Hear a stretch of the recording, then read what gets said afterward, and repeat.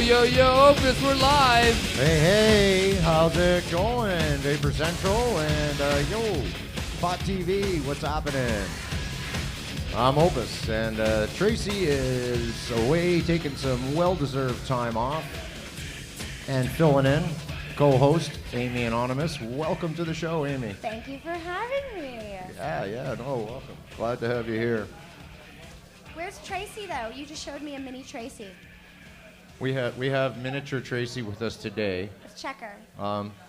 She's in. I guess she's here on the bud cam. I'll hold her for a minute. I love it. Hey, Tracy. There's miniature Tracy, Lego Tracy. So cool. So she's hanging out today. We'll leave her there. I'm having an issue here opening up my docs. You got yours going? I got some right here. And Skype lines are open too if anyone wants to call in. Yeah, well, this is, hang on. You know, I'm just going to take my shirt off here. Hang on, this is the election issue. Da-na-na-na-na. Taking off my coat. Fuck Hudak. Yeah, fuck them. That's right. Fuck Hudak. Fuck the Progressive Yeah. Conservative Party. There's nothing progressive about them. That's a great shirt, by the way. You like that? I had that made up today, just down the street. I think we could sell a couple. Probably could get a few more made, I think. Yeah. Maybe we should auction this one off. Ooh, I love it. Yeah. We'll get it, vote for Tim. No, fuck Tim Hudak.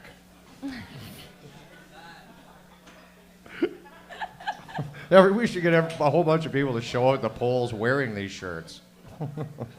Oh, we need to find a cheap printer ASAP. Anyhow, the Ontario general election is, 3 sleeps. That's right, only 3 sleeps away.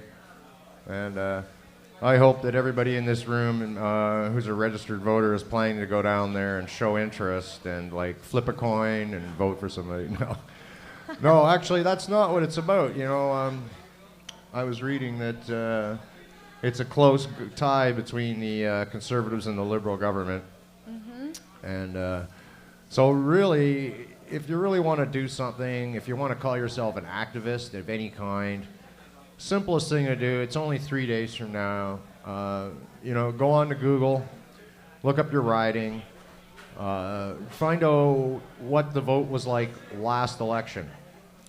And if it's going to be close between the Conservatives and NDP or Liberal, well, obviously you got to do the right thing and vote for the person who has the best chance of blocking the Conservative.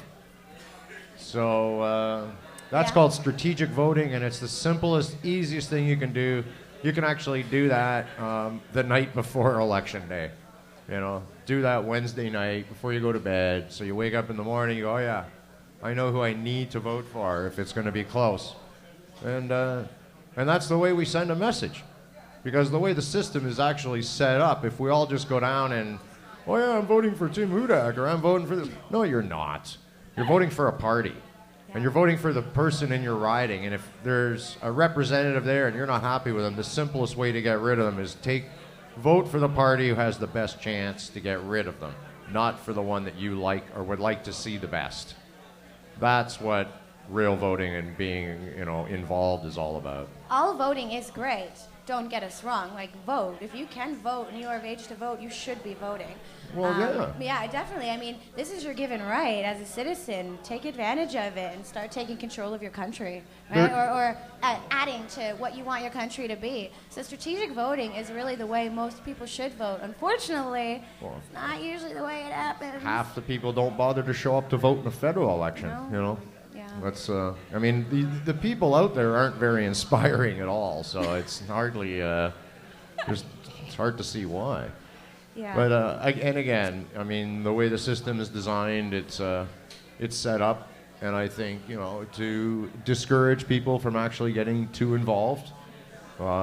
If everybody paid attention and was involved, it would make for a much different playing field. These guys would have to actually do some work, or they know there'd be much stiffer consequences. What was the percentage last time you saw? I don't know the Ontario vote percentage last time.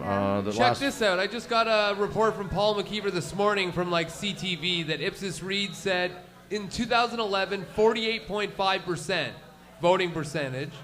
But here's the thing, that early voting stopped on like Saturday, I think. So you couldn't vote you can't vote now until this Thursday on the general election Right, day. the advanced polls are finished. Yeah. Advanced polls are finished, and there was a I forget what the number is now, 48% reduction or 43% reduction in early ballots. In early ballots cast, turnout. And the 2011 election of 48% or whatever was the lowest in history. So yeah, and usually shame on us. Exactly, shame on us, because usually low voting turnout numbers usually lean to be that only the strong, I guess, right-wing groups go to vote. The traditional voters, the people who always vote, you know, and they tend to be conservative supporters.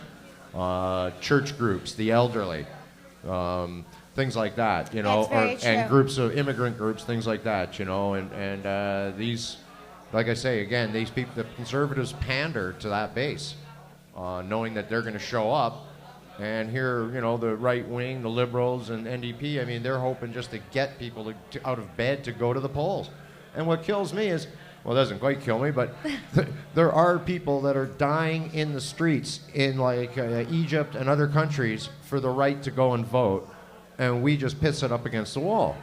Yeah. Like, so, you know, you all deserve a kick in the ass if you're not voting, especially if you're eligible.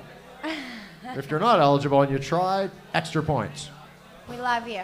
But really, though, I mean, I don't think parents teach their kids enough about how important it is to vote as well. So, I mean, it's passed down. This is something important to do. If your parents don't vote, the chances are you're probably not going to vote either. So, well, yeah, it's a learned thing. It is. It's a very learned thing. It's sad.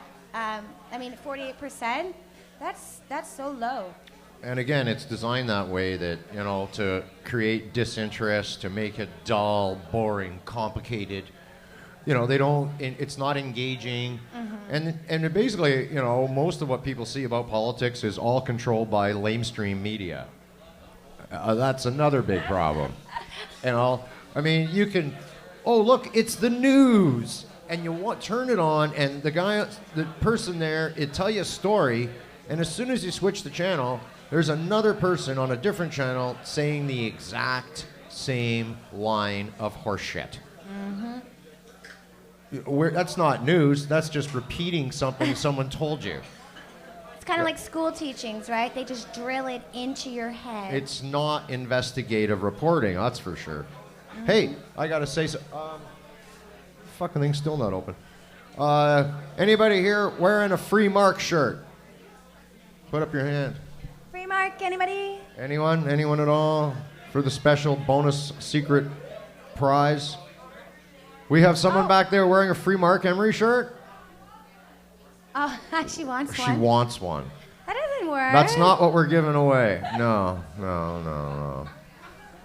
Oh my gosh, hey, sorry, hey. Hey, hi. You recognizing someone in the crowd? Very much so. Say hi to TV Land. SwearNet, how are you? We'll talk soon. All right. There's no having fun on the show. Always fun. Who am I fooling? All right, well, I'm using your phone because my tablet's being stupid. Oh, God. What else is going on out there? Me and technology. Oh, the countdown list. That's right. What's coming on? Cannabis Day is coming up. Oh, my God. That's in 22 days, July 1st. Of course, the VAG in Vancouver. Not the VAG, it's the VAG, Vancouver Art Gallery. They'll be rocking it hard and selling marijuana again, just like at 420. So if you're in Vancouver, go down there. That'll be lots of fun. And I guess here is Oshawa. Oshawa Cannabis Day. Oshawa Cannabis Day. Definitely. And I still haven't. You know what we need? See, now I know my friend Redbeard Glass, who made this lovely bong here, the Opus show bong. Yeah, this is a Redbeard creation. Love the Opus bong. Yeah. Speaking of, I think it's almost time to hit it. And anyhow, he's got a nice big bus. Just went on a road trip. He's always known to pick up people. We need someone here to volunteer a big bus. Somebody's got to buy a bus and have it around so we can rent it. And rent it. Yeah, no, rent it. Well, cut us a deal. Well, who's got a bus? Come on. So if you got a bus, step up, because I think we should, if we had a bus, it might be easier to get a busload of activists to Oshawa. I think so. For 420. Rather than take up the go. I've always wanted to just pull up to some place. We have like megaphones, and everybody's got a bong and just steps off and starts blazing. Sounds Whole fun. busload, 70 some odd people. Hello, we're here. Can I help you? Yeah, hold this, will you? Are you going to be going to Oshawa Cannabis Day? Yeah. Am I? Yeah. I might. I don't know. I hadn't. I'm I had hoping, no plans. but I have a 7-year-old, and Thompson's Park may be where I end up. So I'm gonna be at one or the other. It's a family tradition. It's a family thing. Exactly, it's a family tradition. That's the cool thing in Vancouver about the family thing. 420 is a little more hectic. It's our gig, but on Cannabis Day, it's a little less crowded with like pot people, and there's so much going on in the rest of the city that you've got people just celebrating Canada Day wandering through Cannabis Day, kind of like, what the hell is going on here? Oh, it's funny, because every once in a while there's some woman, running their children through with their hands over their eyes. Oh, yeah, it's like, and you could just see they're unhappy. But they were just walking through like, well... I mean, to each their own. It's a shitty street. Hey, it's Canada. Yeah. We tolerate this Get used shit. to it. Learn some tolerance. That's right.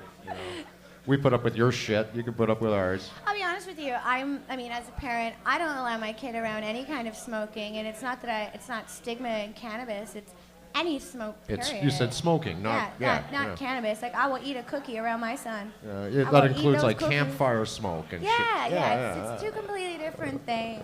Stand on the upwind side. Exactly. Right. Our docs keep closing on us. Here. There, you can do that. Here, you Yours do this. keeps closing, mine won't open. This is my password. There you go. All right, thank you. Woo, shared. Woohoo! All right, thanks. What else? Okay. Well, we spoke a bit about the election, so I hope people are going to... Yeah, back to the election. What else is coming up? Oh, God. No, that's not it. How many is that? 26 days from today, and I will be there at the Great Canadian Glass Gathering in Birkin, BC. Woohoo! Back to Redbeard. It sounds like so much fun. Yeah, Redbeard's a great guy. Like he said, he made the bong. This is the 7th annual glass gathering, so you'll have up to 30 some odd glass blowers under one tent. A bunch of kilns and stuff all set up. Everyone's just burning off art. It's just great. 3 days. I have never been. It's got a full-on gluten-free kitchen run by a chef. We got Paul McKeever on Skype, by the way. Paul McKeever's on Skype. Just Hey, gonna Paul. bring him up in 1 second. Awesome. I just gotta get his shot in line. Hey, Paul. Hey, how are you doing, Chris? Hey, Paul. Can you hear me, guys? We got you, Paul. How you doing? Not too badly. How's the show? I just got in. I'm starting a commute right here, but Chris told me you guys were on, so I thought I'd quickly call in and encourage everybody to vote if they can. Right on. Thank you. Yeah, that's what we're talking about, people here, getting people out to vote. I was just looking at the news today. It says that apparently it's record lows, worse than even in 2011, and that actually presents a real opportunity for people because it means that the people who do go out to vote have each ballot's worth more, a bigger percentage of the total, if you want to think of it that way. Absolutely. So if only people who care about our issues go out and vote, they'll have more of a say in terms of what the outcome of the election is, and that's a good thing for us. Absolutely, that is a good thing. I hadn't looked at it that way, but that's great. Is everybody in this room gonna vote? Like, raise show of hands. Are we all voting here? Yeah, all right. So we're good. Yay, everyone's you guys voting? over here, we see you. Your hands ain't up. Paper bag. All right. You're being called out. Well, it's really easy to do, and some people might say, well, I don't have a voter card or whatever. I wouldn't even worry about that. Just go down to the office, they'll say, well, where's your ID? If you don't have much in the way of ID, I mean, usually just about anything you've got, bring a bill you've got from your home or something like that. And normally what they'll do is just say, put your hand in the air and swear that you're eligible to vote. You'll do that, and then in you go, vote. So it's really simple. They're not going to turn people away. They're afraid of low voter turnout, because if at least 50% don't show, what's that say about democracy and how much support the government has? So Absolutely.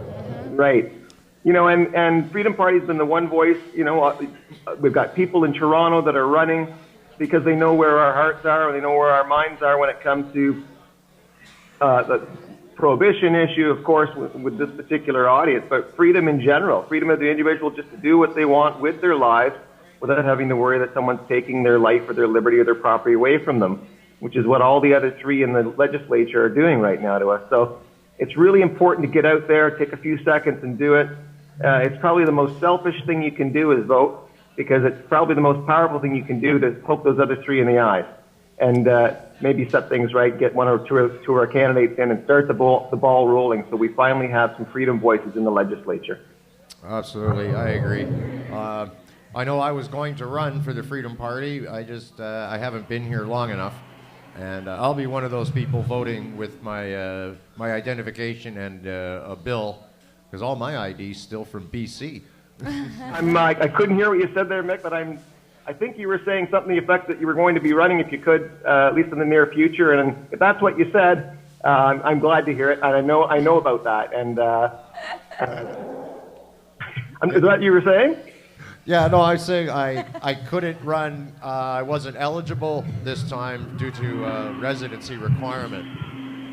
But I'm going to be voting with my a bill and my ID, as I don't have local identification. I heard you that time. Okay. Nice shirt, by the way. Thank you. I had that made today. Yeah, fuck Hudak shirt, eh? That's awesome. Yeah, man. Yeah, fuck Hudak. Well, if we don't, nobody else will. So, Yeah. and the way you do that is by putting that piece of paper in the box. It's really simple. That's right. I've alluded to it before that there's people dying in other countries in the streets just for the chance to put a piece of paper in a box. And we shouldn't be tossing away that opportunity so easily. Sorry, getting some feedback now, Paul. Last words? Peace, vote, democracy, freedom.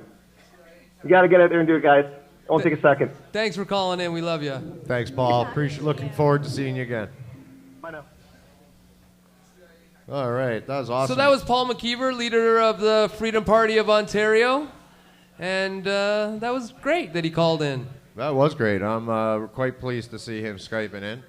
And yeah, the Skype lines are still open. If I'm looking for people that are dealing with LPs, if they're in the MMA or MMPR, the new program, and you're buying weed from a licensed producer, if you're either in the audience today and like to come up and say something in the mic about that, the service you're getting, the weed you get received, or if you're on Skype, please Skype in, as we're still looking for comments and yeah. Skype address. Skype address, Vapor Central, isn't it? Vapor Central, okay. Boom, all right. LP, is this Peace Naturals? Oh, you're from Peace Natural. Oh, you're from Peace? Yeah. Do you want to? Oh, you're just this is your client. Can we check it out? Cool. Look at that, eh? This is pretty cool. I'm gonna hold this up for the camera here.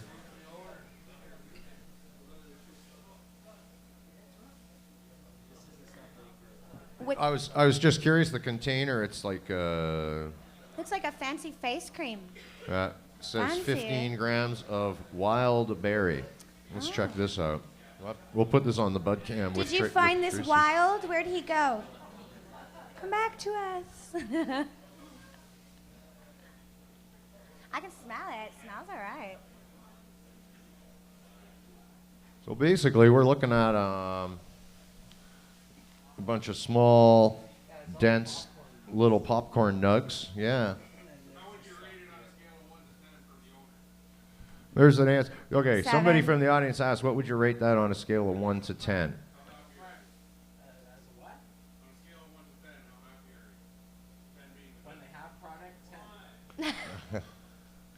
When they have product, a 10. All right. So. Stuff they've grown, because they're bringing in stuff from an MMAR grower. That's not the greatest. All right. You're saying that, yeah. Speaking to the mic, You so could we grab can a all mic. hear That'd be ya. awesome, please. Then everyone will know what you're saying, because on the audience can't hear you. And I said they're bringing in. go up to the mic. You gotta like kiss it almost, like hi. I said they're bringing in an MMAR grower's product right now, which isn't the greatest. That's Okay. the wildberry. The wildberry. But then I have this stuff they did grow, which is a lot better. All right. Let's look at that. We'll put this wildberry away. What strain is this now? THC? 18.5%, and it's called MD, as in like, I don't know, medical dope? Marvelous drugs? My dubes. I'm just trying to think of MD. My dudes. My dubes. My dudes. Which one did Did you it all prefer? did it all look like that, or is that no? You okay? Yeah. Let's check her. What's this little thing inside of here? Oh, okay. So, this came with it? Oh, you put it. Oh, smart. Okay. I'm gonna check it out there. Oh, very small little pieces. Well, this was the bottom. Okay. Didn't come this way, but that's just to give you an idea of the color and what it looks like. Can I smell that? And this was grown by Peace Naturals. They both have that generic smell. When the wildberry was first opened, yeah, the wildberry had a little fruity smell, but then it went back to that generic nutrient. I don't want to say a specific company, but it's certain. Really? That's They burn, fabulous. so you figure they burn Fabulous. clean, and you're happy with the price. What about the shipping? Let me. You say reasonable for what you're getting. Okay, so talk right up on the mic. What I'm asking you though is, do you feel that are you paying what you figure is close to black market prices?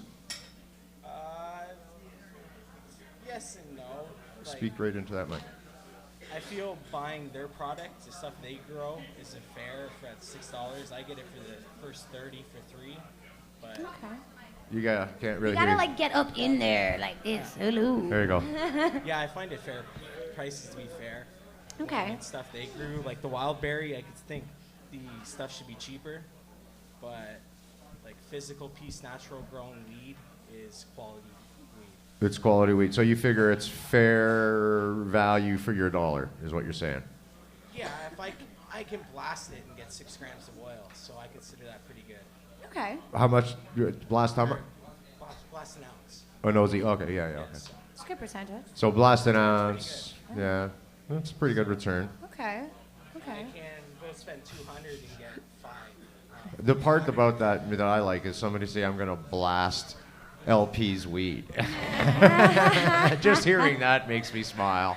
How long was their delivery to you? Like how long was? From the day you order it, it takes 1 day to get to Canada Post, and you get it the next day. Signed for? Do you It's sign? signed delivery. Okay. And it's $8.10 flat for up to 150 grams. Shipping. Yeah. It's a good shipping price. But each time you order, you got to pay shipping. So, you know, $8 shipping. I have to say that's not unreasonable. No. Yeah. No. Yeah. If it's 2 Being days. delivered to your door. With a signature. Signature That's is like a door-to-door $1.50 on its own, delivery, isn't it? Other than that, I'm happy. So Good. I mean, they obviously they haven't figured out how to call the trained ferries, but you're selling, like prime Come example. talk into the mic. Prime example is when I ordered this wildberry, it was on the menu for 1 minute, and they sold out about 1,000 grams or more, and it was gone. So they're not able to consistently keep the menu stocked. what's that? They're not able to consistently keep the menu stocked. Yeah, no, we know that. A lot of LPs are having that problem. In the LP's defense, a lot of it's due to the overbearing regulations from that they have to adhere to, which really are retarded. Well, I find most people, when they're releasing something, they're ordering their full 150 at a time, so they're not having to worry about later in the month. Yeah. So Why get 10 grams and then find I need 10 more and we're sold out? Yeah, I do agree with you about the availability. It's like they were kind of set up to not succeed. Yeah, set up to fail. Yeah, I'm just trying to be polite here. But yeah, exactly. I mean, I don't think they're ready for the demand and all the hoops they have to go through in order to get their product approved and then sell it to the mass amount of people that there's too many people for them to keep up with, and then to have their medicine recalled. But you got to understand, this is all political bullshit. Very, very political. And the only reason the government even set this program up is because we were suing them at every turn. It was only a matter of time. We were just some judge was going to say, that's it, throw pot laws out the door, and pot would have been legal for everybody. It would have been, and so the government realized, okay, we'll do something drastic. We'll just get out of the game. Now they can't get sued anymore. We'll throw it to the private sector, and who gives a fuck? Let the chips fall where they will. So now we have this, as every show, my show, Match. We're always talking about these guys because nobody's, it's kind of still an off. I don't know. I find it to be bizarre. What you got for us, Aaron? Tickets? I was just coming to bring up the raffle tickets. The raffle tickets. I'm not sure what time you're planning to do it, but these raffle tickets, someone's going to win a subscription to Skunk Magazine. Skunk Magazine, that's right. We're not giving away the trip to Jamaica yet, but we're working on that. What time are you planning to do it at? I noticed it's 7:20 something. I was going to just do bonger. Oh. Thank you very much. What's your name? Phil. Thanks, Phil, for coming up and. You guys keep giving all this attention to Peace Naturals and places like that. They're kind of getting flooded with patients. So they're which? They're getting flooded with patients, so they're really all the attention's good, but it's not so good for them. Oh, I realize that, and it's not just Peace Naturals. I mean, Peace Naturals had reached a saturation point a while ago. Yeah. They said they were going to stop at 1,000, but they went well past that. Yeah, no, I'm not trying to gang up on any one particular LP. I'm just talking about LPs. By the way, just to jump in. Yeah, man. The chat's also talking about, Peace Naturals has on it that it's 18.5%, right? A lot of people think that's like beer or like it's percentage of the volume or percentage of the mass. But it's not. It's only a percentage of the gases after everything has been combusted. So people think 18.5% on the see 18.5% on the label and think that it's basically 1/5 of all the plant matter is THC, and that's not the case. It's 1/5 of all the gases might be THC, but those are completely different measurings. So I want to make that clear to everybody in the room. So more people tell their friends that 18% doesn't mean and 20% doesn't mean 1/5 of the weight of the plant. It's 20% of the amount of gases after combustion. So, thanks. Chris High, science guy. Yeah, it's good though. It's good for people who don't know. I mean, they're like, all right, so this part's all THC. No, it's not. It's when it's combusted. I've actually had someone ask me if that meant how many trichomes were in a certain area. No, is it 1 square centimeter of tricome, which is a good question. People don't know. Yeah, no, for sure. And that just goes to show how much people need to be educated on the matter.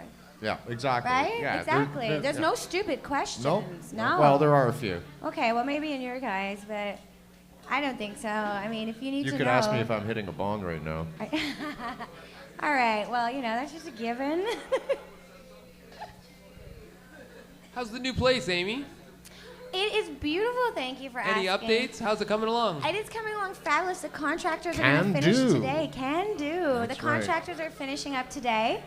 I'm going to start training staff the end of this week, and our expected opening date is the last week of June. So I'm very excited. Thank you. The contractors were holding it up a little bit, which is expected, but everything's looking awesome, and I'm really excited, and I'm just really happy about what I'm being able to do and what other people are involving themselves to do with me. It's really, really awesome. Yeah, you got some choice people joining up. I do, don't I? That's right, yeah. Yours truly will be probably seen a lot around there. I'm excited about that. We're, and the thing is that the staff that we're looking for are people that know, that are aware and can relate to what you're going through. Because this isn't about sales. At the end of the day, it's not about sales. It's about the education and the empowerment that you get, right? Absolutely. I mean, and that's what I'm about. That's why it's a membership. Exactly, Yeah, membership. Yeah. You have a stake in it. Here, got something here. Who knows what these are? Or what they're for? Anyone? Who's smart in this place? Who knows what these things are? I've never seen that before. Railroad crossing things. You don't know what these are? I'm trying to... If somebody can tell me, knows what these are, or thinks they know, come up to the mic, say so, and you might win something, if you're right. So, I'll just leave these here. Come on, someone just take any guess. Come on, somebody's got to have a guess. Anybody in chat? Maybe the chat will guess. No, it's not a pipe cleaner. It's not a scale. Good guess, so. I was thinking like a kid's toy, like a Connects or something. Or like a pickup sticks. No, but that's not what it is either. Like Here comes pickup someone. sticks. This guy, Oh. he think he knows. Is it a cross joint roller? Like No. A what? I'll give you a hint. It's said a crotch growing. It's used in growing. It's used for what? No, but it's used in growing though. It's actually used. You can put this in between branches to spread them apart, if you need to open up some branches, or hook in either side and bring branches together. That's why they come in different sizes, instead of using like ties. You didn't come up to the mic. You're blowing. See, it's just like, yeah, it's like Jeopardy. You have to, ask it in the form of a question, or you have to at least come up to the mic if you want to take part. Oh, you got your docs up I now? got my docs open. Look at that. Wicked. Finally. Oh yeah. Okay. Oh, what else on the countdown list? Of course, now that we've done all that. Guess what? 28 days till Marc Emery is eligible for early release. Woohoo! All right. So it won't be long, guys. We'll be seeing Marc pretty damn soon. What's going on with all the 710 parties? Is anyone starting to form these? I know that there was talk about having a party on 710 for On Marc's 7th release. Yeah, July 10th. Yeah.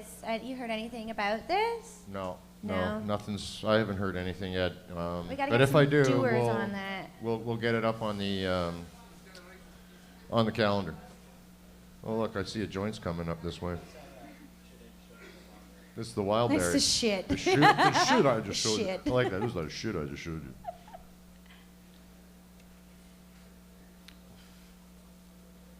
This is LP weed. Oh boy, I'm breaking the law. Rebel. How's it taste? Tell me yourself. Okay. Do we have an ashtray? Yeah. I'm too short. Yeah, well, that's it's all right. Nothing special.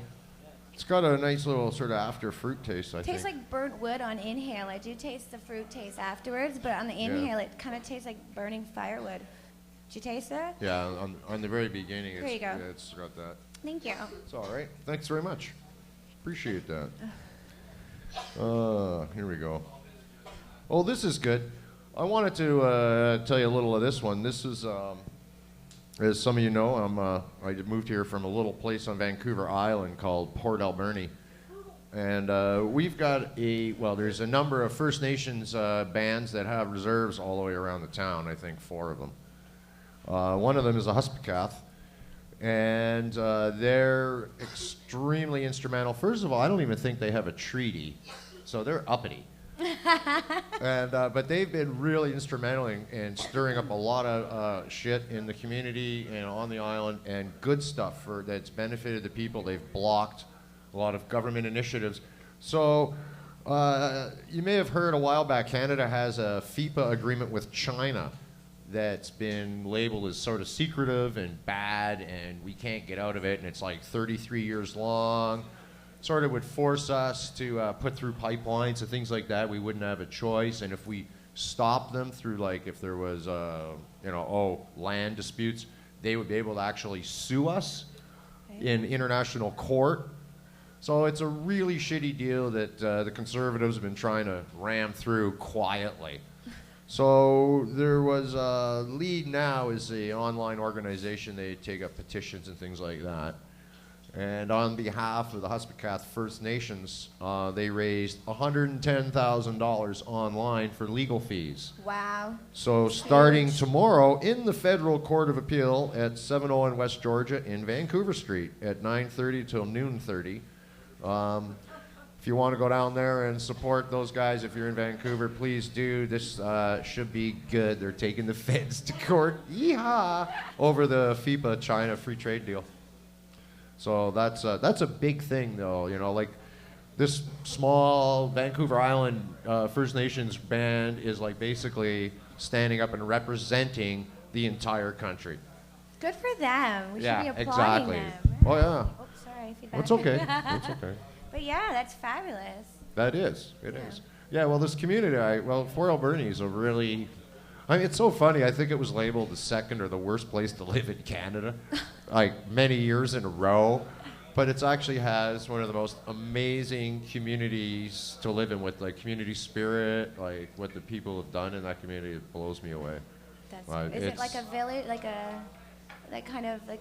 It's a blue collar community. It's a mill town. Oh, really? It's a mill town that's obviously has been struggling through really fucked up economic times, especially in the lumber industry, due to free trade, trade agreements, and all this. So this is again, kind of why the First Nations there is so involved in this, because it so much affects the community, the local community, and as well as for a lot of these people to how they make their living as well. So I think they've sued the government on fishing and other things and won. So it's cool. There's nothing new to see the Huspacath First Nations take the government to court. There's just a shortage of cash, so it's cool that they raised that much through Lead Now online. So yeah, that's what's going on. I wanted to bring that up. What are some of the things they say about FIPA? It's secretive, and lawsuits would be decided by unaccountable arbitrators in secret tribunals outside of Canada's court system. It's just crazy bad. Crazy bad. What time we got? 7:38. I wonder if we should give away some marijuana. Let's do it. You think? Yeah. Does anybody want to win weed? Woo! Yeah.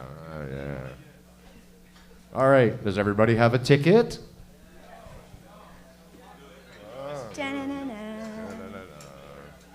Get your tickets out.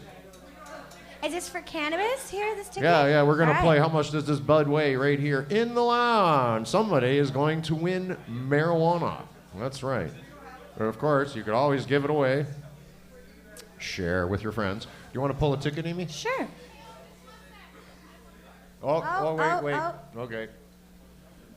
A latecomer. All right, if you win, you consider yourself, like, people are going to hate you.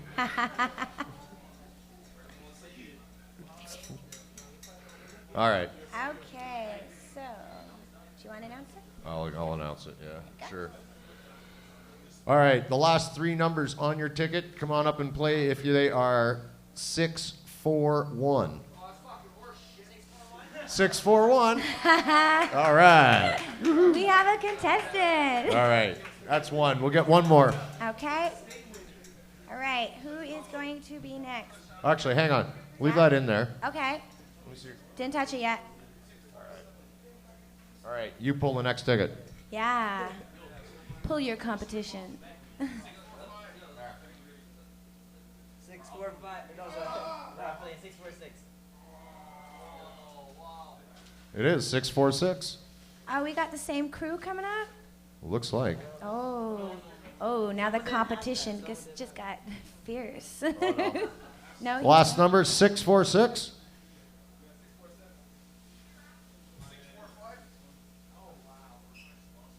646, calling once. Calling once, calling twice. All right, we'll pull another one. Let him pull it again.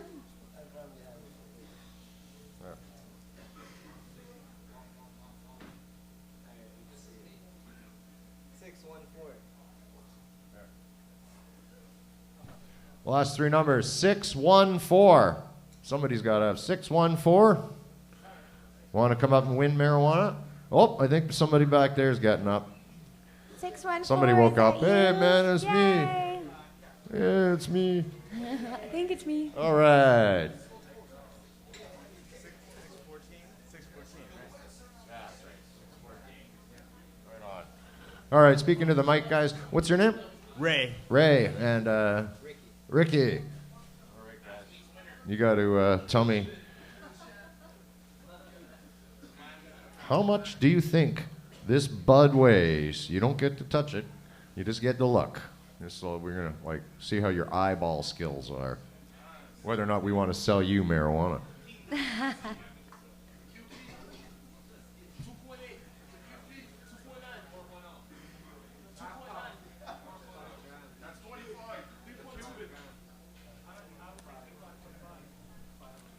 All right, guys. Tracy's not here with the pen and paper, so we'll just put her here, the bud here with Lego Tracy on the side. And 2.5. 2.5. And you're saying, Ray saying 2.5. I'm going to say 3.5. And you're saying 3.5. Wait, 3.5? Okay. 2.5 and a 3.5. See, I think it might even be 4. Nah, I'm going to say 3.5. And what type of cannabis is this? Does the chat have anything to say about that? I don't know if Chris is even on the station there. There's a few guesses in the chat. What's that? There's some guesses in the chat. Yeah? All right. The chat ranges from like 2.6 up to, or 2.2 up to like 4.3. Well, that would have been deceiving. closest. Because it's 4.27. What? Congratulations. Thanks for playing. Right on, guys. Thank you. You know, I was actually guessing 3.7 on that. I wouldn't have thought it would have went over 4. Yeah, that was a 4.5 Yeah. guess for me. That was a good one. All right, here we go. Giving away marijuana on the show. Hi, Mom. With Lego Tracy. Oh, she fell. Yeah, she's going to sleep for a bit. We'll just put her down. No, I didn't mean it that way. Oh, Lord. What are we going to do? Here's a little tip I found was fun. I had the phone company call me. Oh. Oh, yeah. Always fun. Yeah, and, you know, they always say, well, you know, this call may be recorded for whatever reasons. So when they came on, I just said the same thing. I said, oh, I have to inform you, this call may be recorded for accuracy and verification. And he goes, oh, I have the right to terminate this call. And I said, hey, no problem. So do I. I hung up. I haven't heard from him since. Wonder what they wanted. Who knows? Who cares? Go away. I don't want to freaking talk to you people. It's a phone company. You're not supposed to talk. I've had a lot of issues with phone companies lately. Yeah. Done with them. Yeah. Another thing you could just do is like anytime someone calls from any type of corporation, is just like hold it, company ID number and name please first before we go anywhere, and that usually gets like click. Yeah, or the best customer service ever. So I mean, take one of them. That's usually what I get. They're like, what's your number? No, So pick I don't yours. want to talk to those people. I don't mind entertaining their conversations, really. I mean, they're paid to do a job. Let them do their job. Oh yeah. We also have that law in Ontario now that all you have to do is say, take me off your calling list. And that's the legal request you're supposed to, and if they call you again, they can be fined $100, and then the next time $200, the next time $400. Yeah, I think it was more like they. Once you're a customer, though, it's business. It's not the same as like they were Right. calling. It was different. They had once. I think once you subscribe to their services now, probably when I signed on the line, I'm probably obligated. I see Casey, the coffee guy's here. I should have given him the purchase card earlier. Do you want anything, Amy? What would you like? I think I'm okay. You sure? Nothing from Starbucks? No. This is the 8 o'clock coffee run. We do this as tradition. You can have anything. Okay. This It doesn't may have be to a be little coffee. complicated. It's Casey's a professional coffee guy. small, chocolatey chip frappuccino with 2% milk and like no coffee. No coffee. Frappuccino. Lots of whipped cream. Rockin', thank you. Right on. There goes Casey, the coffee guy. Thank you. Prove his worth. We'll be seeing lots more of him over the summer. I get confused ordering from Starbucks, man. Their menu is extremely difficult to get, and they've got so many milks. Like, so many milks. Just want Yeah, they got regular just milk. too much stuff. Yeah, too many options.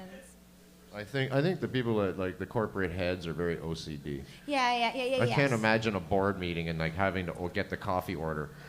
That's no fucking way. It's too much description for a menu. And I wonder if they have to wait at a counter. Call out, a large no whips, foam, blah, blah, blah, for no fat, Mr. no So-and-so. sugar, no nothing. All right. Speaking of coffee and such, there was an article recently. Since Tracy's not here to do stoner etiquette, we're going to change it up. We're going to talk about the 10 commandments of marijuana medical safety. And basically, the article goes on to talk about before we had medical marijuana and the importance and revolution of laboratory testing. It was very difficult for a beginner to determine potency of like homemade medibles. So here's the basic scoop, because now we do have sort of a guideline that came out. This was on actually a pot-friendly site. It says basically eating 10 to 15 milligrams of THC will make your muscles relax and waves of bliss will blanket your body. Giggling and silliness are common. You will feel, gee, I haven't even had any. You will feel relaxed and cozy and get the best super sleep of your life. The high can last from 4 to 6 hours or longer with higher doses. Keep in mind, everyone's metabolism is different, and your weight and fitness play a role in how your body reacts to edible pot foods. Pain patients seeking to replace pharmaceuticals can grow to tolerate daily doses of THC in the hundreds of milligrams, like myself. Mm-hmm. Anyhow, there's basically 10 commandments. Do you want to run through them, Amy? I can Yeah, give you this if sure. you want. I got it here. Okay. The first one is thou shall go low and slow. Meaning don't overindulge. It says start with a low dose of 10 milligrams and wait an hour before consuming any more. I mean, what usually happens is people go like, I'm eating the whole damn thing. They eat the whole damn thing and then they feel like crap. So, again, thou shall go low and slow. Yeah, right? like a good barbecue, low and slow. Yeah. Do you want me to read the entire thing or just summarize You it? can summarize. All right. 2, thou shalt label homemade pot foods, cannabis foods. Very important. Why is that important? Yeah, I mean, if you have your grandma coming over and you've got chocolate chip cookies and then you've got shortbread cookies and one's medicated and one's not, be careful because grandma might eat the medicated one and she ain't ready for that. I mean, it's really, if you got kids, you got your kids' friends coming over, you need to know what is what and let people know what is in it to avoid any allergic reactions or getting really freaking medicated, right? And I'll add, just let me add to that. One thing is when you're making brownies, it's always a really good idea to make like your medicated batch and then make a non-medicated batch. Because once you've had a few bites of the medicated stuff, you're like, well, I want to eat more brownies. But eating a whole bunch more of the medicated brownies is usually not a really good idea.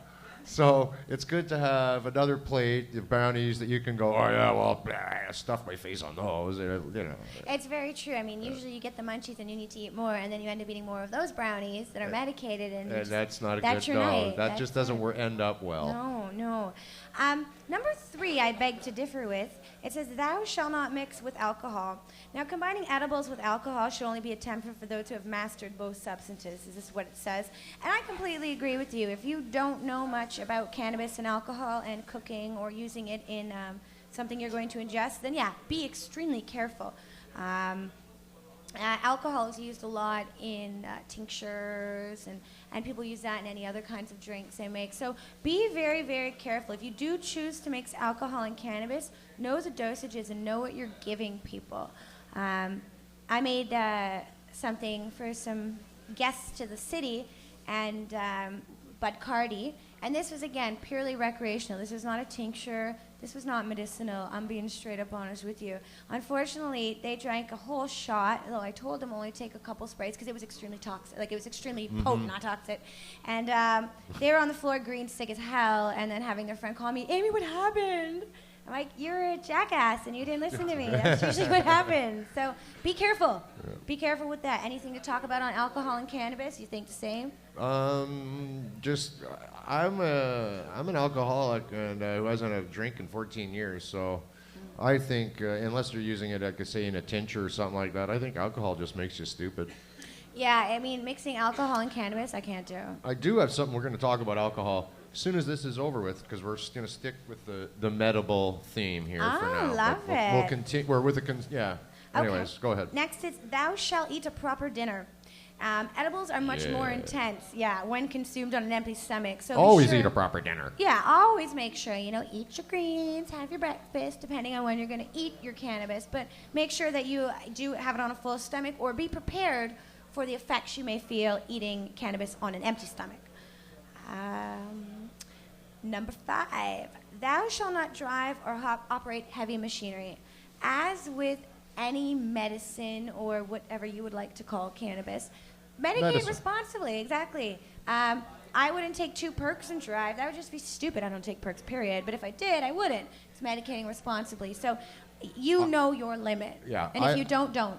I like to point out 2 things. First of all, if I go get a prescription for Tylenol 3, pretty basic drug, it's the sticker right on it. It'll say, use caution while you're operating a car or heavy machinery until you know how this medication affects you. So for chronic, long-term users who smoke constantly, if you're comfortable driving, drive.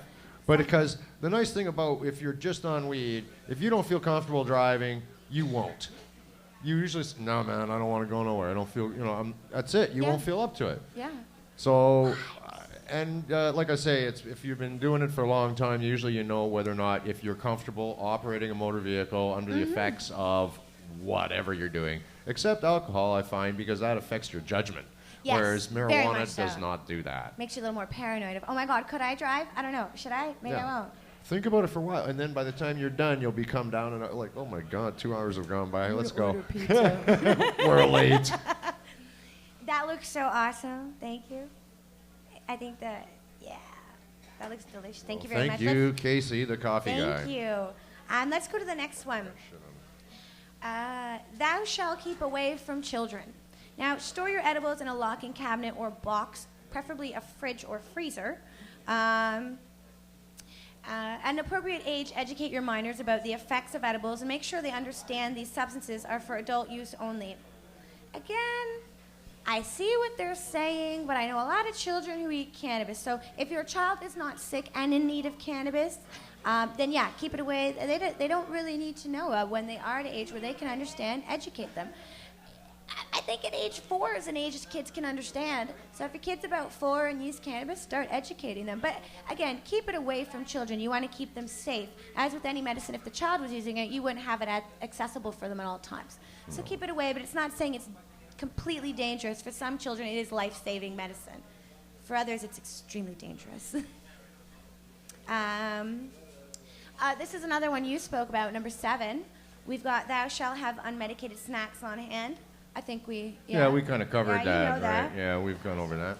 Thou shalt keep CBD capsules on hand. If you can. If you can. Yeah, good luck finding them. If you got them, you got. Well, I got them. Yeah, well, can I have them? So it says another important cannabinoid with healing properties. It's known for its co-founding effects on CBD. On THC, meaning that CBD can lessen the paranoia, panicky feeling that comes along with ingesting too much THC. So they're saying to have some on hand just in case you do ingest too much to suck those back.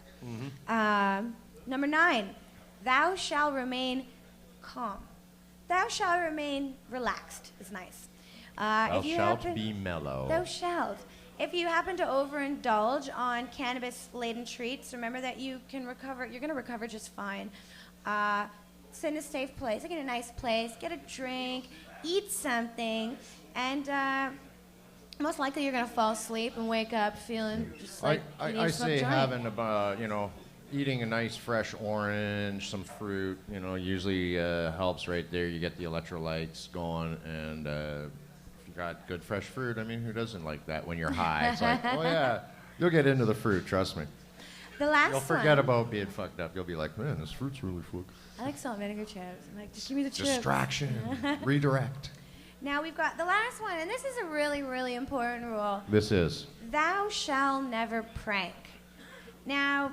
Drugs aren't funny. I like this rule. Yeah, and never prank people by giving them infused foods without their knowledge, as such actions are criminally responsible, right? Ingesting cannabis food without expecting the effects can be scary and very dangerous for the person who consumes it, having no idea what they've just consumed. So be smart. Don't be a dick, right? If you're going to give someone a medicated... Don't be a dick. Yeah, if you're going to give someone a medicated baked good, let them know. Don't put one in the tray of cookies and then just see who's falling at the end of the night. It's not smart. Who got the magic cookie? It's not cool. No, it's not. No, it's really uncool. So Opus, Amy, we got a Skype caller too. Woo! I'm not sure what. All Say right. hi to Nathaniel. Hello. Hey, Nathaniel. Hey, Nathaniel. How are Opus, you, man? Amy, I've been waiting to talk to you. Hey, how are you, bro? Fabulous. Not too bad. I had a question going back to the alcohol and cannabis thing you were talking about. Yeah, man. I had a tincture made the other day, and I know they always say to add distilled water. I ended up adding tap water to it, and it turned a cloudy gray-white color. Does that mean that tincture is now garbage because of adding tap water? No. They just got tap water. It just, I would just shake it really well, and it may not taste that great. I don't know. It completely changed a different color immediately as soon as the water went in. What's your Instead tap of water being look like is it clean can you tap see water? that? Yeah, I see it. I still have to strain it a little bit, but instead of being a green color, it immediately went white, almost like a chemical reaction or something. I don't know if that's... No, it's just the fact that you're taking water and trying to mix it with alcohol, and of course the cannabinoids, cannabinoids aren't soluble in water. So and water and alcohol do mix. So you're kind of got one of the substances that doesn't want to mix with two that do. So I guess that's just what goes, that you're going to get that cloudiness to it rather than using the distilled water. It's just, I wouldn't worry about it. It's still going to work, and it's just a matter of it just doesn't look as good as it used to. So. All right, thank you. That's awesome. I'll definitely give that a try. I was not looking forward to throwing it out. But Nathaniel, what close type your eyes, of you won't know alcohol the did you difference. use? Was it grain? It was like a grain alcohol, a moonshine type deal a friend made for me. Okay, definitely. Okay. I'm not sure exactly what percentage it was. He said about between 75 to 80, somewhere in there. At 75% alcohol, I wouldn't dilute as long as you're spraying it as opposed to putting the drops on your tongue. Okay. I really wouldn't dilute it. And here's okay, cool. I never spraying it. What's that about? Well, an atomized sprayer. I mean, you can get them at It's a little health pump food sprayer. stores. Yeah, a little pump like Banaka. Yeah. Oh, that's cool. Yeah. I mean, So or like a like a water sprayer for plants, but it's a little bit crazy. Yeah, it's kind of crazy, but it's not like an aerosol type thing or something. No. No, just a spray. Just one of them plastic things or Okay, glass cool. bottle. Yeah, I'll definitely look into that because that's definitely a thing. It was burning my tongue right away, so I looked up to add a little bit of water, but I didn't have distilled water at the time, so kind of didn't want to wait. I should. Yeah, I mean, if you use a sprayer, you won't feel like the big drops of alcohol, so it won't burn. Yeah, I have found the spray is the most pleasant Yeah. way to. It's also the most efficient Receive. because it atomizes the medicine, and it's absorbed by all the millions of little receptors on your tongue or under your tongue much better than drops in one specific area. It's actually been shown to work better than drops, the atomizers. It reminds me of those little kid candy things that you spray like sugar in your mouth or something. But if you Breath use- freshener. It If spreads you use, farther out, so it more contact, right? Here's something you could try if you want, which I used to do quite a lot in the old days. Would just take, I like to use tequila or vodka, and I would just take 1.5 ounces in a little jar, and I'd throw in like a 1 or 2 gram bud, cap it and shake it, and then leave it overnight. And the next morning I would squeeze and strain the bud out and like really good, get all the liquid out, and just take it. So I got like 1.5 ounces, and I would just take it as a shot. And I would be buzzed, like really nice buzz on until about, at least 2 o'clock in the afternoon before I'd even think of smoking a joint. Like I'd be like, I don't even need a toke now. That would be better than a wake and bake, and it would last for hours. Most and of the hours. people I know that do that alcohol trick, either with any type of alcohol, they usually turn it and shake it every day for months before they drink it. I've done it in a matter of hours, Me and it too. works. Sweetheart, I will do you it in grab me the minutes. bottle? It's It's got an overproof up in the alcohol. cupboard up there. In a matter of hours, I've done it. Minutes, and Just it- shake, I actually just have, shake it. I and actually drink have a big wine bottle full that a friend made for me, and he's just as I don't know. He makes his moonshine. He's been doing it since high school, and he had the idea. Yeah, that. No, I can't reach that. Oh, use a chair, baby. Well, this is Anyway, good. he had the idea. Some older people he knew that wanted to try it for pain, and so he gave me this bottle for free, actually, to try. So That's amazing. I had some crystal in a bottle, so I poured that into it, and then I was going to use it like that because I was finding he didn't make it very strong, and also he told me he didn't decarboxylate it. He didn't activate it, so I thought, I'll add a little bit of, THC crystals or whatever to it, and immediately did the water, so I haven't tried it yet. I have a video on YouTube. Anyway, how to I'm make going to let your you own guys get tincture. going. I just wanted to call and ask that question. Thank you very much. I appreciate it. Thanks, Nathaniel. And maybe I'll call back another time soon and catch you. All right, Definitely. man. Thank you. As I was saying, I have a video in which I make tincture in like 2 minutes at the base of the CN Tower, and it works fabulous. Just making it sit for like 17 months under your sink in a dark spot with all these secret shakes. I don't know about that. Do you decarboxylate though? I do. I've never done that for I do. for tincture. I do. Okay, Yeah. cool. Never done it. Since we've been talking about alcohol, and alcohol and drugs and other drugs, or actually pot in particular, there was this thing at the expo that this table they were selling this unit called the Knockout. And Chris, if you want to get it, it's knockyourselfout.ca. If you can maybe pull up their website, they have this unit that basically you stick it in a beer bottle, and you have to like shotgun a beer bottle in order to get a toke. Oh. So, and it says it's a beer shotgun, a waterfall, a water pipe, or for doing buckets, where it sort of turns into like a gravity bong. So it's like a college contraption, maybe? Well, definitely a college contraption. The Knockout Seller's Guide. Selling points. Portable. Comes with carrying bag. Fits in your pocket. Seals airtight into nearly any bottle. Beer, pop, water, etc. Made of food-grade silicone and high-quality stainless steel. Virtually indestructible. There it is. This is it.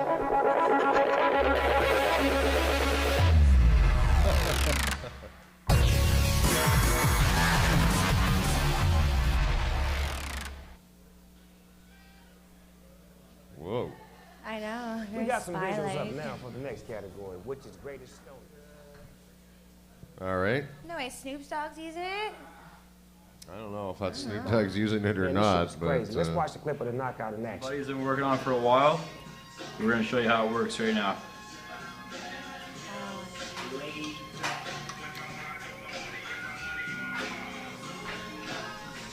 Oh, that's fucking crazy with his mask on. That's fucking hot.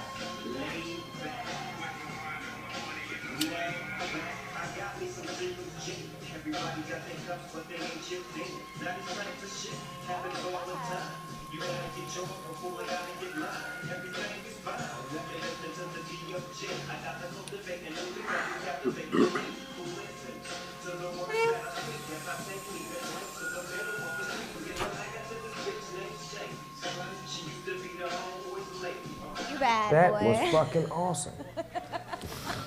That was awesome. Oh my God, that was some of the most clever shit I ever seen. They just make me one. Thanks, That shit was Snoop's dope. lying. Congratulations. No, I don't. Well, there it is. That's nuts. That's nuts. The knockout. I'm not, well, I don't know. What are you, yay or nay? Oh, no, I think it's ridiculous. Yeah, I'm a nayer on that. It's a real gadgetry. I mean, some people might go, yeah, man, that's really cool, but it's just irresponsible. Exactly. That's I mean, just let's down a irresponsible beer and then drug use it. use. It's, Well, shotgunning beers is irresponsible. And then saying, oh, you got to shotgun the beer so you can, guzzle your beer so you can get a toke. Well, Ew, and then the inhale of the smoke with the beer mixture in it. I don't know, the smell of beer turns me off. So it just, ugh. Go knock yourself out. but I just wanted to bring that up because we were on the medibles and talking about medibles and all that sort of stuff. Oh, yeah, look at me, and I wasn't talking into the mic and then give everyone else shit for How it. am I doing? I'm trying to keep You're doing it great. right up in here. You're doing great. You're doing just wonderful. Welcome to have you on the show. Awesome. You're just perfect. You know what I want to do? What's that? It's after 8 o'clock. We need to give away a subscription to Skunk Magazine. Woohoo! Does anybody want to win a subscription to Skunk Magazine? Yay! One Here person comes does. Aaron. Oh, look, here comes Aaron. We have, look at that. Now, do these late guys tickets. go back in? Yeah, we'll put them back in. No, because they gave us their tickets, so Okay. they already won something today. All right. One guy won marijuana, for God's sakes. But the other guy didn't. I I'm forget which one trying is here. which. That's a good point. We'll do that next time. Throw his ticket back in. Yeah.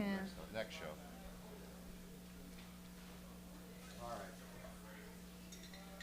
We're going to give away a 1-year subscription to Skunk Magazine.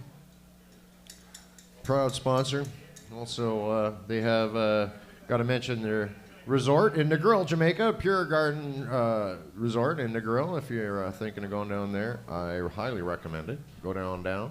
You want to pull one? Thank you very much, Amy. The lovely Amy is going to pull one. Amy Here you Adams. go. And if you're holding ticket with the last 3 numbers, 678, you have won a 1-year subscription to Skunk Magazine. 678. Anyone paying? Look, anybody? Yay! We have a winner.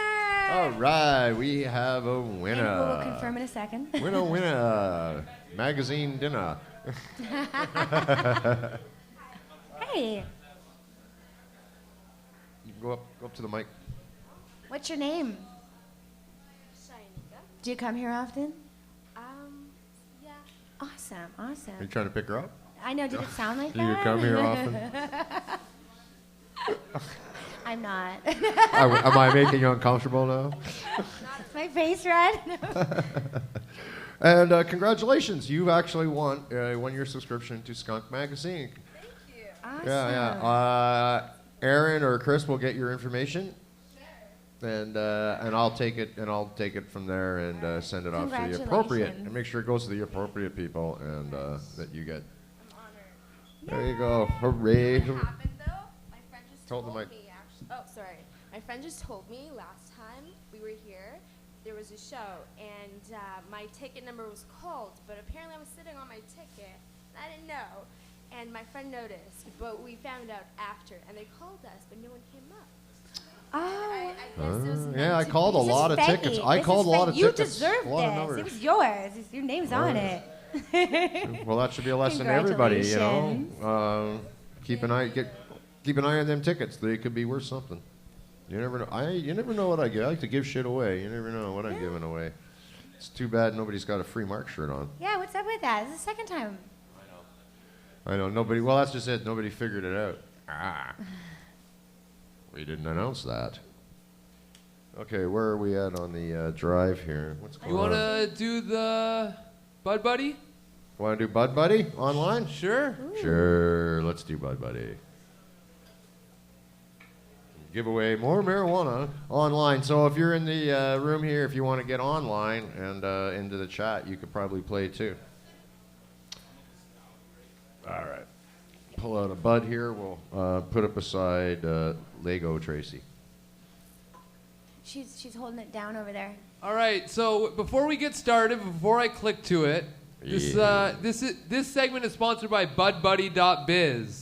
You can order your marijuana online and have it delivered to you by Canada Post from Bud Buddy. So check out BudBuddy.biz. If your friends are ever asking you how to get weed, let them know. Mail order marijuana. And to all the people in the chat room, 1 vote each. Only vote if you can claim your prize if you win. Please no double voting. And I'm only going to allow this for a minute. So you got a minute to vote, and we're going to get started. Do we have music? Oh, wicked. Yes, we have music. I was like, I'll sing for you if you want. I would not. Tracy's holding the bud. She looks so happy. Looks like she's gonna curl it. Tracy Curley's curling that bud. I love her figure. It's just all look great. I know Chris will be using that shot for a promo down the road, I'm sure. That was 30 seconds. 30 more seconds, chat room. That's right.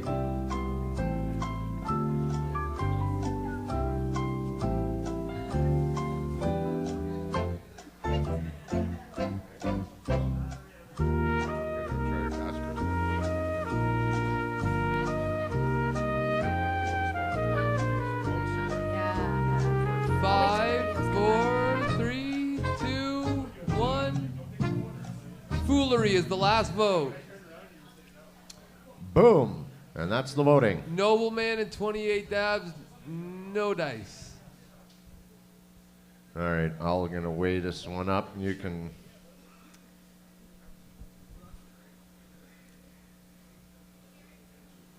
all the way... All right, so before you announce, I don't know, there's a few votes of just a single. 1, 3, 4, 5, and 2 are the first 4 votes, so that's weird. But then 1.5, 3.5, 2.5, a bunch of 2.5s, 2.3, 3.3, 1.3, 1.9. We have some very, very close votes, but the actual weight is 2.48. 2.48. Just under 2.5 grams. 2.5 is close. So, well, there were...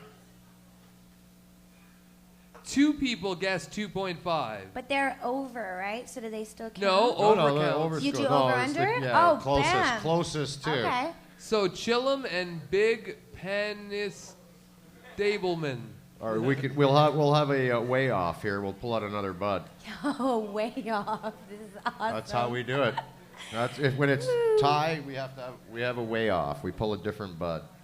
All right, I'm gonna give Lego Tracy another bud for our the 2 tied chat members for guessing here.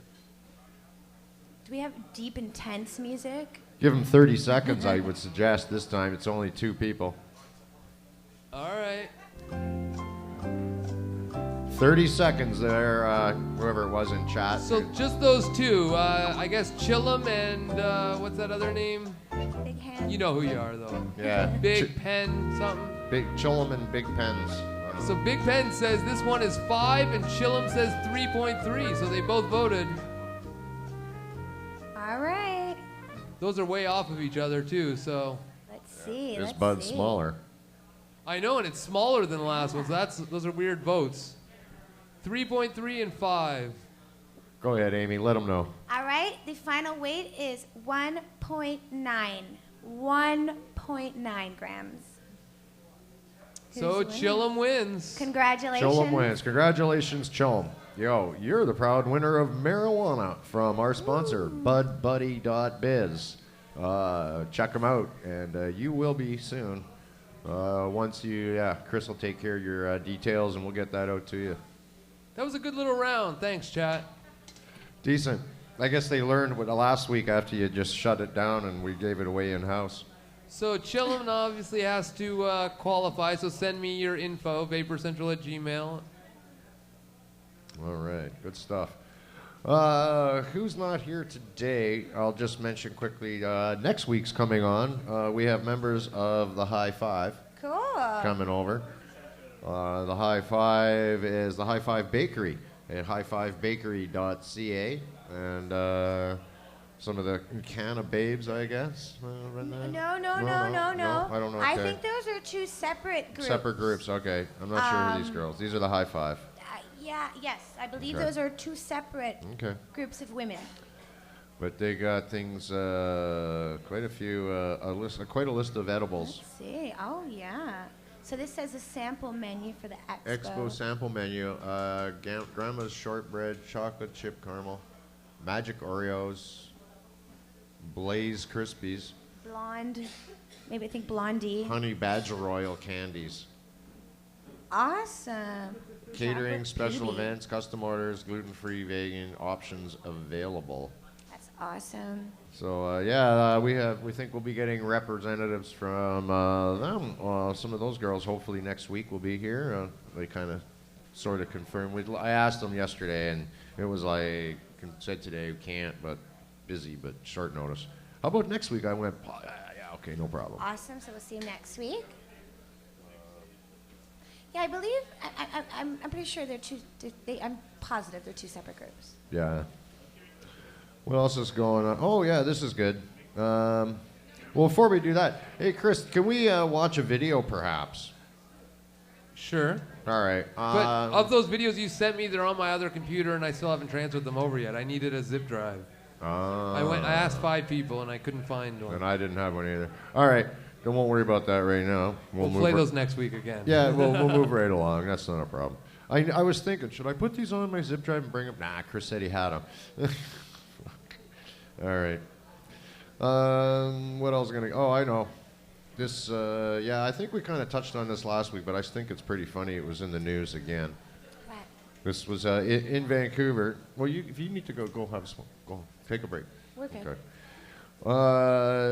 You probably heard about the social media-driven cash game where people were hiding marijuana or not hiding marijuana, hiding cash in like places and using Twitter to find the cash.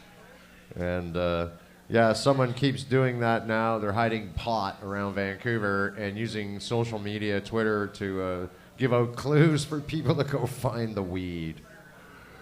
But the worst part of this, here's the quote from Constable Brian Montague from the Vancouver Police Department. Montague. He says that person should stop. The hidden money was interesting. The hidden beer. Now, somebody else was doing it, hiding beer in public places and giving hints on Twitter how to find beer, free beer. So he goes, he said, the hidden money was interesting. The beer was fun. Well, maybe not well thought out, but it had good intentions. The hidden marijuana is a bit ridiculous, he told CBC News. Says the beer drinking cop. Give me a break. Oh, yeah. So, in other words, the beer was fun, especially when 8, 9, 10-year-old kids found it and they started sucking. I mean, you know what I mean? Like, what the hell is this beer cannabis? was fun? Oh, no. Bad Oh, marijuana. no. Beer was fun. And at the same time, if you ask most cops, you ask them privately, said, where do you get your most problems? Who's your bigger problem? Like on your job, they'll say, well, rowdy drunks, obviously. You don't get a lot of cannabis, people who medicate with cannabis fighting. They're all like, and I'm not stereotyping, but trying to be a much more chilled group. If we had a beer gardens at 420, guaranteed there'd be like a really heavy police presence, even if we wanted one or could get one. Because there isn't one, the police presence is basically pretty small and generally confined to safety issues like directing traffic, crowd control, things of that nature. They're not like patrolling around looking for like shitty behavior, poor behavior, or people fucking because it doesn't happen with weed. No, they just. So it just. What an asshole. I can't believe they put that. Oh, yeah, out and there. then it He says, said it. I just tried to click play on the CTV video and a beer commercial came up before the. It doesn't matter. Of course, it's just total alcohol oriented. And here it goes. The biggest concern is a young person is going to find this and consume it. Oh yeah, well that about the weed, but not about the beer. Like, they said the person tweeting the hidden pot may not have realized they could be charged for doing so. Even if you're not selling it to someone, you're basically delivering it to someone, and that is considered trafficking. All right, we traffic on this show. That's a question the Vancouver Police Department is pondering tonight. Yes, it all started when a Twitter user began offering clues about hidden surprises all across the city. But as Peter Granger reports tonight, in this case, X marks the pot. Woohoo! As lush a region as Metro Vancouver is, it just got a little greener thanks to a Twitter user who has been offering clues to find secret stashes of that other green, BC Bud. Oh, this follows on the heels of other Twitter treasure hunts. In Edmonton, it was offerings of cash, then batches of beer, and now in Vancouver, promises of pot at the end of the rainbow. So this was the corner where you found it? Yes. Well, we looked around, and it was apparently under a sign at Salisbury and Pender. Wesley saw the tweets from Hidden Weed YVR. Following clues, it led him and another treasure hunter to this intersection in East Vancouver. We're digging around in here, and what looked like a sprinkler head, like so. And I look, and I say, that's it, number 2. And so this is the prize. And so I open it up inside. It's one of these medical marijuana containers. And inside was the green product with this scroll here. Congratulations. Enjoy prize number 2. In true stoner etiquette, Wes shared half of the stash with his new friend. You'll find this, you know, it's kind of a fun little treat. It was last night in the evening. The sun was still up. So it's kind of like a couple of big adult kids looking for an Easter egg, really. That's not how the law sees it. This is considered trafficking under the Controlled Drug and Substance Act. And if a 13-year-old finds something like this, then the person hiding these objects might find themselves the subject of some unwanted police attention. Parents in the neighborhood where this container was found aren't happy and are concerned about whether the pot is pure. You don't know if it's just regular marijuana or if it's got other things, because you know there's people that put other things in them. Hidden Weed YVR has tweeted that there are more clues coming for more containers of treasure or trash, depending on your point of view. Peter Granger, CTV News, Vancouver. That's a crock of shit. I tell you something. I wish these guys used all these puns and fancy, references when they were talking about other stories. It's only when they're talking about pot stories like this. Oh, the other green, and just all these bullshit references every time about weed. It's sort of the same. Like for so many years, you talk to politicians, and you'd be yakking to them, and then you'd bring up weed. And they give you that smile and chuckle. And I always thought, one day I said to a guy, I said, I had to fucking smack that right off your fucking face. And he goes, well, what do you mean? I go, well, you think it's funny? Everything was serious. We were discussing all these issues. And as soon as I mention weed, you fucking smile and chuckle like it's some private fucking joke. And here we are fighting constantly every day. And you, yeah.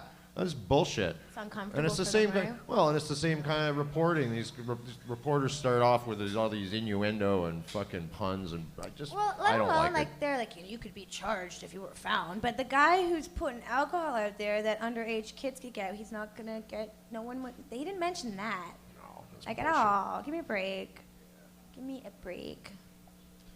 No, it's what it is, and it's just like when alcohol prohibition was near its end and they were repealing the Volstead Act. Those were like the bloodiest, most violent years of alcohol prohibition of the 12 or 13 years that it actually went on. And it's because, the prohibitionists realized they're getting smaller and smaller groups. For instance, we're down here. I could even tell you a couple people. In Marc Emery's recent blog that's up, and I encourage you to go on and look at that. He even talks about people like former Mayor of Vancouver Philip Owen and former U.S. District Attorney John McKay, who really switched sides. And at one point, Philip Owen was the mayor of Vancouver, he vowed in the New York Times that my organization, Marc Emery's, was going to be toast by September of 1998. And to that end, he did what he could to cancel my business licenses, have me arrested, and have over $1 million of my business assets seized between 1996 and 1998. John McKay was the prosecuting district attorney for Western Washington, responsible for bringing me to Seattle court for conspiracy convictions on cross-border seed sales. And this is Mark writing it, my 1,590-day punishment is about 1 month from completion. Yeah, like I said, Mark's, I think 28 days on the official countdown clock. That's potential early release. Doesn't mean he's getting out that day, True, but right? it could be. He could get out. I'm going to just take a short break. I'll be back in a couple minutes. I'm going to call my boy because it's bedtime. You do that. Take care of your business. Absolutely. I realize you're taking time out from other duties to come on the show. I appreciate that, Amy. Thank you. I really do. All right. What else is going on here? Lost my spot.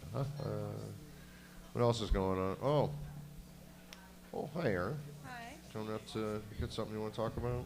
What do you got to say? Oh, I just came up to fill in Fill for in. Amy a little, and just bringing up the election again, reminding everyone that the election is this Thursday. This Thursday. I'm running in Thornhill. Chris is running downtown Toronto here, so if you live in the area, look for your Freedom Party candidate on the ballot.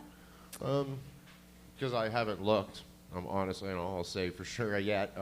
What riding am I in? Am I in the downtown riding? I think you're in this riding. You can vote for Chris. I can vote for Chris? Mhm. Maybe I just will. Yeah, I don't self-promote too often, but if you live right here in Toronto Centre, this Thursday, vote Chris Goodwin, Freedom Party. There you go. Well, I wish I had known that last week. I would have said something on the show sooner. Mm-hmm. Because we promote you in Thornhill all the time. Yeah, Chris is. This is his second time running for the Freedom Party in Toronto Centre, and Matt Oliver from THC is going to be running in Pickering Scarborough East, and Kayla Baptiste is running in York West. Eric Compton, another Hash Mob member, is running in York East. There's a few of different ridings that we've covered. I know there's a bunch of people in the Hash Mobbers and I guess a couple of patrons, regulars. Yes, so stepped Bud up. Cannabis is running, Naomi's running. Yeah, stepped up and Your co-host Tracy Curley is running against the Liberal leader Kathleen Wynne. That's right too. I So forgot. Tracy, I forgot about that. who Tracy's isn't here this week, everyone can vote for her if you live in the Don Valley West riding. You can vote for Tracy Curley on Thursday. You can vote for Lego Tracy Curley. Wow, this is cute. Yeah, Tracy gave it to me. Said, "Oh, you have to bring this to the show and set it up." Here. But so she's here. Well, that's it. I should have just made Tracy's her here sit. in spirit. Oh, cute. There we go. That's what I should have had her sitting the whole time, not trying to make her stand. Yeah, let What was I Tracy thinking? relax. Yeah, I know. She's got a bad foot here. I'm trying to make her stand. Yeah. Oh, boy. Did you hear about that 19-year-old Texas teenager, man, accused of selling brownies? Well, one of our members just asked me about that last night, saying that their parents were giving them a hard time because they sell weed, medibles, and their parents were like, this guy's going to jail for life. You could be in so much trouble. They asked me the severity of it, and I was like, well... We're not Texas. And we're not Texas. Well, Thank it God. seems that, I know probably a dozen people that are baking and selling weed food right now. So it seems like it's the safest route, but nothing's safe in prohibition. There's always a risk involved. But Well, no, because it's illegal, and we know it, right? We all know this is illegal, but we know that it's not well enforced. We feel, and because it's medibles. Now we feel we've got a leg to stand on. There's an argument. See, a lot of us are prepared to argue. They say it's illegal, and we're like, yeah, but we're prepared to stand up and argue about that, and that's what it really is. It's by looking at the brownie or cookie, they can't tell there's weed in it. They'd have to send it off to some lab, and it's usually the kitchen that gets busted. It always seems to be where everything's together, like weed, edibles, you know what I mean? Money. As in this kid's case, there was oil, there was weed, there was edibles, there was cash. But even his dad, who's like an Army veteran, Vietnam vet, stepped up and like, he doesn't condone it, but he said the penalties that he could face are retarded. Mm-hmm. That, it's just not right. That wasn't what he defended his country for and went and fought and stuff. So he's, apparently there's been, I'm just looking for it here, he's released on a $30,000 surety bond. His dad was shocked. 5 years to life. So like 5 years is, I guess, minimum. That's what all of our parents are like. That's their worst nightmare come true. They all worry, and it's sad the effects of the drug war. Well, and another thing, when we have parents that are worried about stuff like that, I think it's a perfect opportunity to say, well, that's Stephen Harper. He's brought in new rules that you can get minimum sentences that we never had before for and then mention 3 plants. Minimum, over 3 plants. So 4 plants in your house, minimum 6 months. So it's like automatic 6 months. Automatic.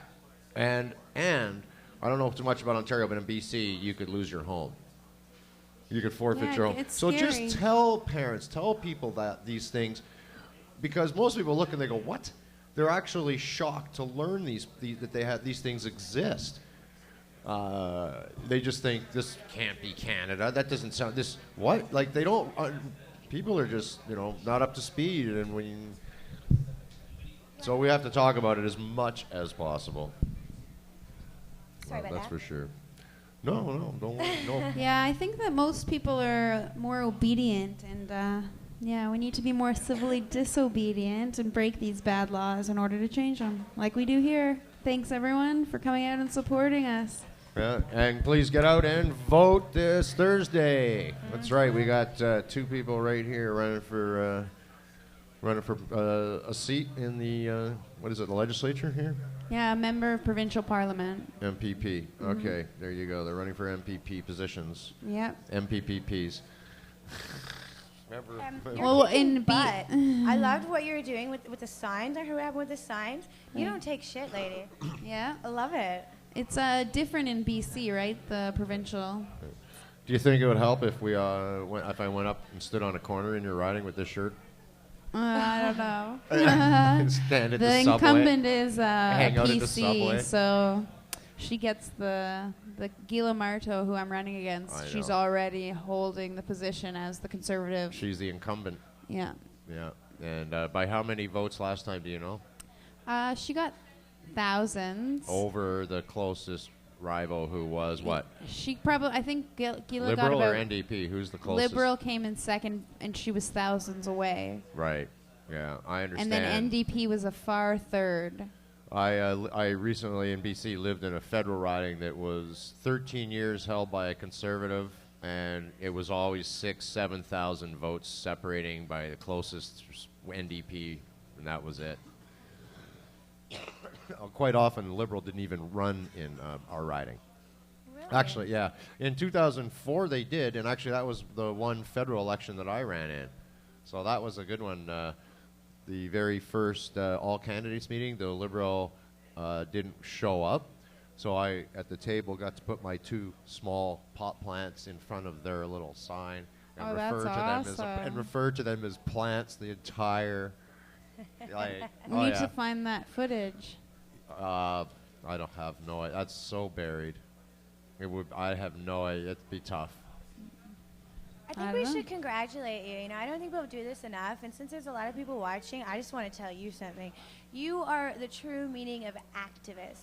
You are quite active, and a lot of people, I think you deserve that damn credit. I mean, you bust your ass for this community. Pardon my French. Why can't I do this on the you thing can I swear. do? We say fuck Why on can't this I show. do that? But really, you put in a lot for this community, and you should very well be recognized. So please applaud her with me, people. Come on. Hey, give it up for Erin. Erin does work her ass off. And that's my 2 cents about you. Yeah, right. Thank you, Amy. Yeah, I love it. I love what I do. So I love what you do.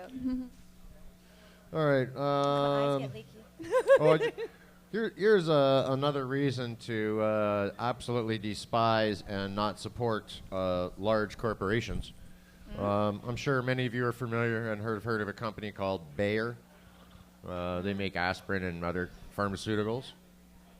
And Bayer is now suing the European Commission to overturn a ban on the pesticides that are killing millions of bees around the world. It was a huge public push that won this landmark ban, and now Bayer is actually suing because just to protect their company profits, regardless of the cost to the planet. You need a shirt like that for Bayer. Yeah, probably. Yeah. I know. Yeah. This past summer, 37 million bees were discovered dead on a single Canadian farm. Who the fuck counts those? Yeah, how'd you count that many bees? I have no idea, but that's what it says here. And unless we act now, the bees will keep dying. They're counted by weight. I guess, yeah, they probably, that's how they probably is. Weight. Good plan. Thank you. Over here in the corner, counted by weight. Blah, blah, blah. What is the dangerous chemical Bayer makes is called neonicotinoid or neonic. Neonics are soaked into seeds, spreading throughout the plant and killing insects by stopping by for a snack. So it's like, it's sort of like, I guess, those flea medications where the flea has to actually bite the dog or bite the animal to get the poison, and then it dies. So it's kind of counter-effective. Okay. It doesn't really, you still have, it's Still got the backwards. bite. Yeah. These pesticides can easily be replaced by other chemicals which don't have such a devastating effect on the food chain, but companies like Bayer and Syngenta make a fortune selling neonicotinoids. They'll do anything to protect profits. So these European Union banned these bee killers last May after massive public campaign and clear scientific evidence findings from the European Food Safety Authority that these chemicals pose huge risks to the bee population. So Bayer fought against the ban every step of the way using tactics taken from big tobacco, putting millions into lobbying, fake science to stop decisions, and such. So anyhow, another reason to say fuck Bayer, don't buy their stuff, don't believe anything they say. These huge multinational corporations do not give a rat's ass about you or me. And they do give out very large cheese baskets to people who do purchase their products, doctors' companies. I used to work for a veterinarian's office. Okay. And those pharmaceutical companies filled us with cheese and crackers and chocolate-covered almonds to purchase their products. It didn't win us over. We just really enjoyed the cheese. It's good cheese, man. But they do. I mean, they spend so much money trying to win people over for their horrible, horrible products when there's a natural alternative. And look at all the bees that are dying. Oh yeah, no. That's been in the news for quite some time. Yeah. You know, decimating bee populations, and we need bees. You know, and then again, you've got companies like Monsanto. Also, you know, there's a group of them that are just terrible, terrible companies that are trying to control. Evil. And if you look to probably on the board of directors, things like that, you'll see a lot of the same names crossed over back and forth, and a lot of these, especially Monsanto.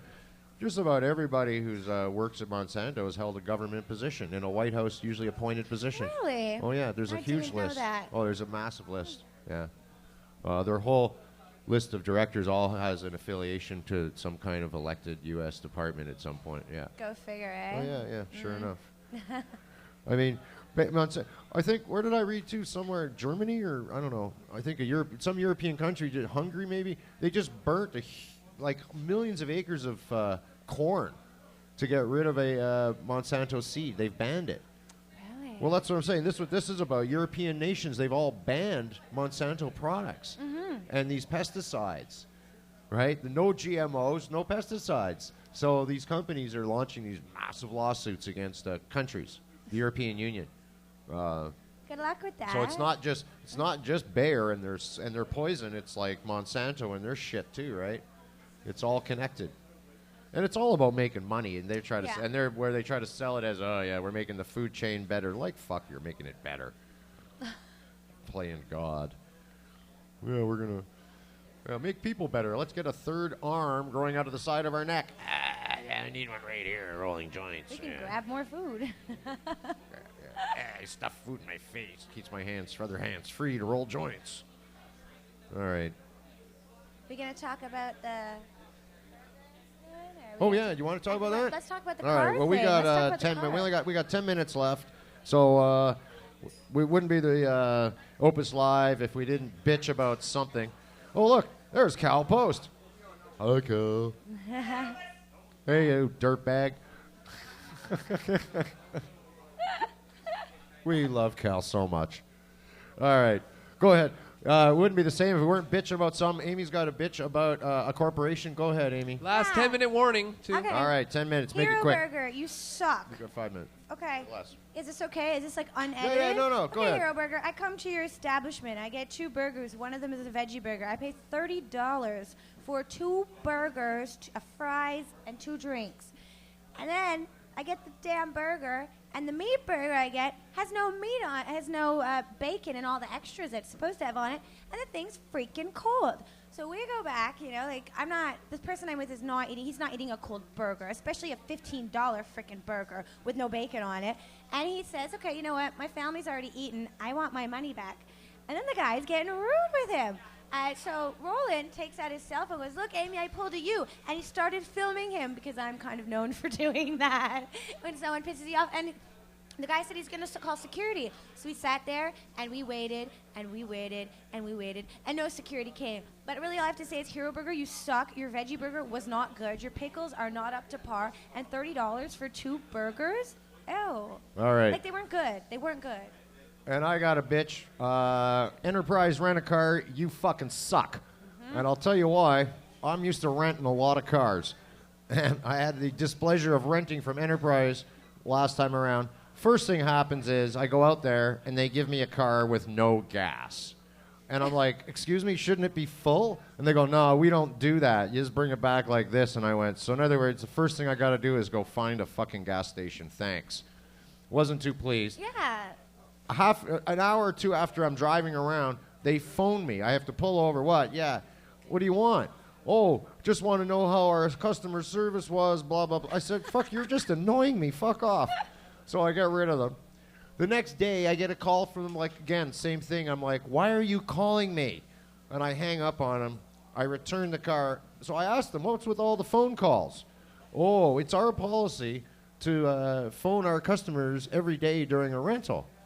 Oh, wow. I said, are you out of your fucking mind? So you just want to bother people while they're driving around trying to get shit done in the car that they're paying for, like, by time, like. I said, you fucker trying to waste my fucking time. Anyhow, I just looked at them and I said, well, I'm in media and I will make sure to tell my viewers never rent from Enterprise. I mean, even fucking U-Haul gives you a truck with half a tank. Yeah, like no gas? No gas. It was like under a quarter. I'm like, there's a gas station. I'm like, fuck you. Go. I made them go put gas in it. I made them give me half a tank. I did. I said, go fucking put fucking $20 in the goddamn thing. I do want to say on a good note about the Hero Burger is they have that really cool pop machine. So I got grape high C. Like that was the highlight of the meal. But the cold burgers and just wrong and the customer service was so horrible. So Fairview Mall Hero Burger, you suck. All right. Suck. Enterprise, you suck. Hero Burger, go fuck yourself. You suck too. Fast food, my ass. It took 8 minutes. All right.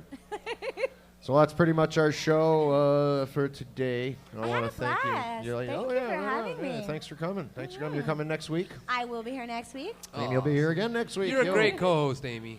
Right on. There you are. Give it up for Amy. Thank you. Thank you. And you'll tell us more about Can Do next week. Definitely. Give Will us be the update on a lot more on the updates shop on and Can stuff. Do Right on. and what you'll be doing for us. And I wish Tracy all the best. I know she was going to Skype in today, but had to do an emergency came up. She had to go back to the hospital, and I think it was something simple. I hope it's something to do with her little pipeline. But we have Lego Tracy here, so that's always cool. She's with us in spirit. And up next, Cal Post, K. Trevor Wilson, and I think, or who knows who's got with him today. I'm not sure. And what else? Tomorrow, TMZ is going to be promising. Check that out, the Marijuana Zone. That'll be fun. Wednesday, Pot TV. Check it out, From Under the Influence. Greg Williams, Marijuana Man, is on. And Jeremiah Vandermeer with Cannabis Culture News on Friday. I love that guy. Oh, yeah, that's always He's awesome. so awesome. And what else do we got? Oh, fuck. And then there's all the shows here. There's comedy here almost every night of the week on Vapor Central. Woohoo. All right. Good stuff. And don't forget Sunday with Mike Reed, one of my favorites, Stoner Sundays. That brings us back to Monday, and that takes us up to, I guess, the end of this show. So till next week, thanks all for coming, and cultivate your freedom.